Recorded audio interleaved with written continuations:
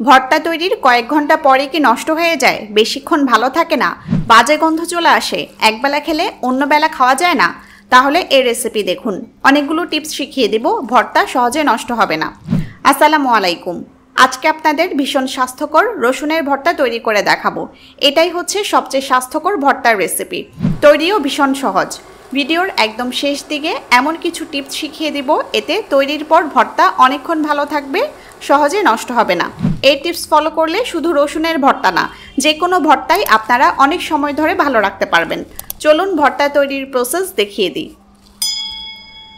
ভর্তা তৈরির জন্য এখানে আমি 250 গ্রাম রসুনের কোয়া খুলে নিয়েছি। রসুনের কোয়া খুলে এগুলো ভালোভাবে ধুয়ে নিতে হবে। এরপর এক্সট্রা পানি ঝরিয়ে নিব। মিডিয়াম আঁচে একটা প্যান চুলায় বসিয়ে দিয়েছি। এরপর প্যানে সামান্য সরিষার তেল দিয়ে দিচ্ছি। সরিষার তেল দিলে সবচেয়ে ভালো, তবে না থাকলে সয়াবিন তেল দিলেও হবে। তেল কিছুটা গরম হয়ে এলে এখন রসুনের কোয়াগুলো দিয়ে দিচ্ছি। রসুনের ভর্তা কিন্তু অনেক উপকারী। রসুনে রয়েছে অ্যালিসিন নামক অ্যান্টিঅক্সিডেন্ট, যা শরীরের রোগ প্রতিরোধ ক্ষমতা বৃদ্ধি করে। এছাড়াও রয়েছে আরও অনেক স্বাস্থ্য উপকারিতা। সপ্তাহে অন্তত একদিন রসুনের ভর্তা খাওয়া উচিত। সামান্য লবণ দিয়ে তেলের সাথে কোয়াগুলো মিশিয়ে দিচ্ছি। মিশিয়ে দিয়ে ঢেকে রসুনগুলো সেদ্ধ করব। সেদ্ধ হতে হতে কোয়াগুলো বাদামি হয়ে ঝলসে যাবে।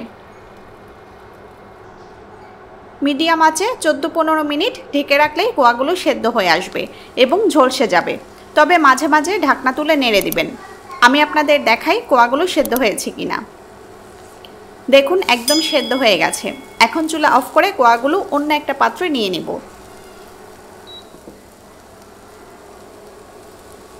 আপনি কি আমার কাছে cake, pizza, chocolate, ice cream, brownie সহ আরও বিভিন্ন আইটেম শিখতে চান? একদম কম ফিতে ঘরে বসে অনলাইনে কোর্স করতে চাইলে এখনই হোয়াটসঅ্যাপ নাম্বারে মেসেজ করুন। একই প্যানে আরও একটু তেল দিয়ে দিচ্ছি। তেল গরম হয়ে এলে দিচ্ছি 6টা শুকনা মরিচ। ঝাল কম পছন্দ করলে মরিচ কম দেবেন। নেড়ে মরিচগুলো তেলে 1.5-2 মিনিট ভেজে নিব।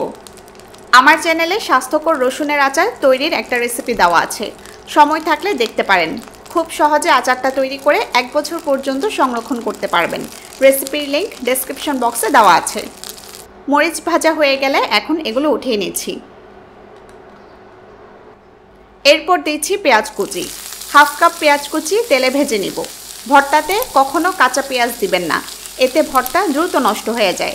তাই পেঁয়াজ একটু তেলে ভেজে এরপর দিবেন। ভর্তা অনেকক্ষণ ভালো থাকবে। 2-3 মিনিটের মতো পেঁয়াজ তেলে ঝলসে নিয়েছি।